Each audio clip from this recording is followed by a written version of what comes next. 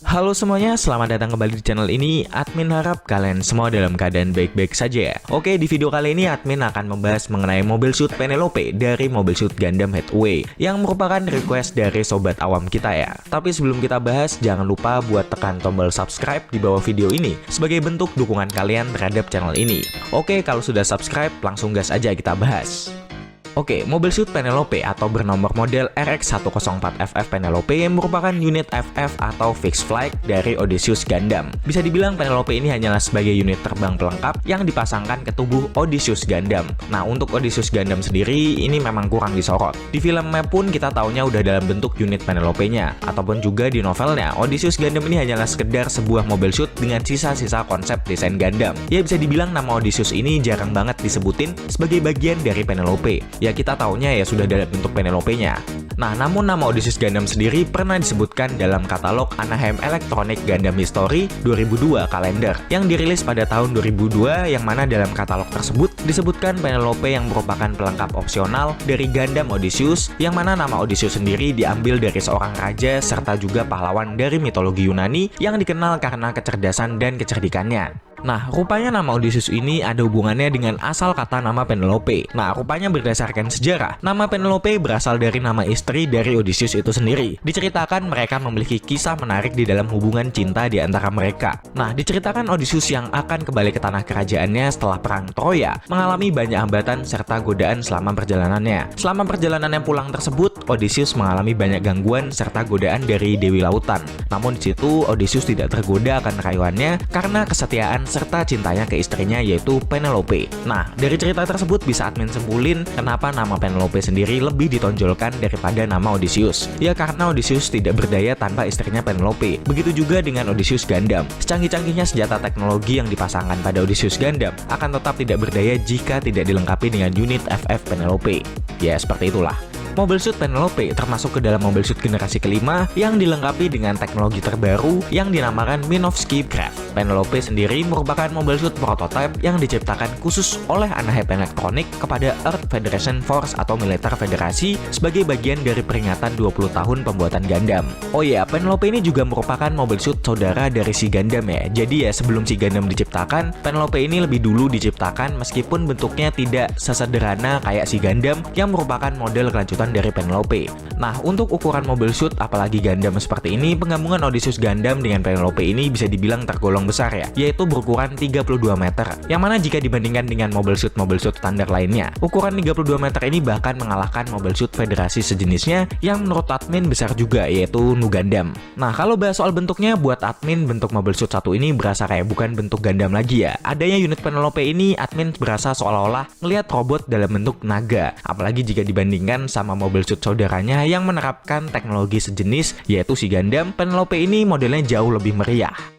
Oke, dari Mobile Suit-nya kita bahas soal pilotnya yaitu Len Aim. Len Aim sendiri merupakan seorang pilot federasi berpangkat letnan yang tergabung dalam unit penumpasan Mafti bernama Sersi di bawah komando Kenneth Slack. Karakter dari Len Aim sendiri digambarkan sebagai pribadi yang selalu percaya diri serta ambisius. Len Aim merupakan pilot pilihan federasi yang ditunjuk untuk memiloti Penelope dalam misinya untuk membersihkan organisasi Mafti. Len termasuk ke dalam pilot terlatih dan terus belajar dari kesalahan. Nah, diceritakan selama memiloti Penelope, kemampuan bertempur Len terus bertambah. Bahkan buat admin sendiri ya, Len Aim ini sebenarnya bisa menjadi karakter yang sangat menarik untuk dikulik masa lalunya. Apalagi dia juga merupakan pilot Gundam. Oh ya, Len Aim ini BTW merupakan seorang new type ya, tapi masih belum dijelaskan secara lengkap mengenai identitas new type-nya tersebut lahir secara alami atau merupakan new type buatan alias cyber new type.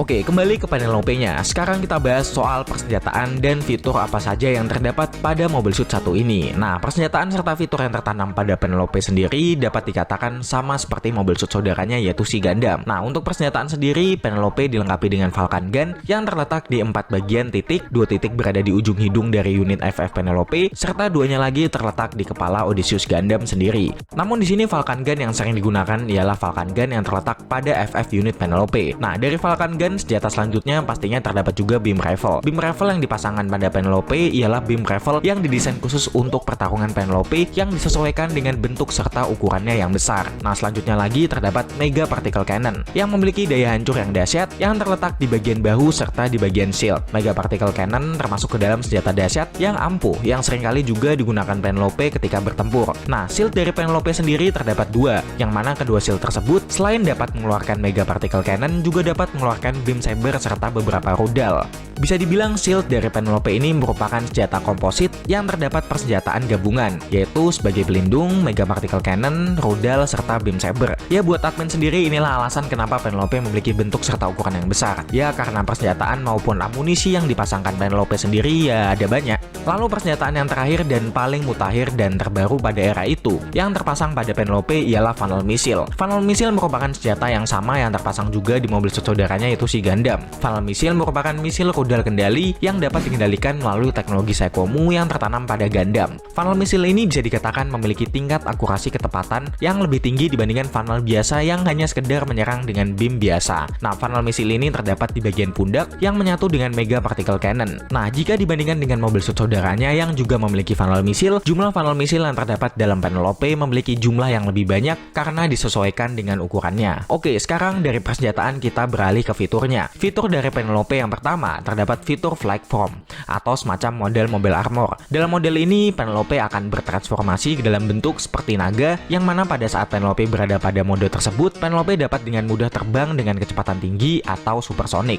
Selain kecepatan terbang yang didukung oleh fitur Flight Form yang terdapat pada Penelope, kecepatan terbang tersebut juga didukung dengan adanya fitur Minovsky Craft Flight System, sebuah fitur teknologi yang dapat membuat sebuah mobil suit dapat mengambang di udara tanpa adanya jet mendorong.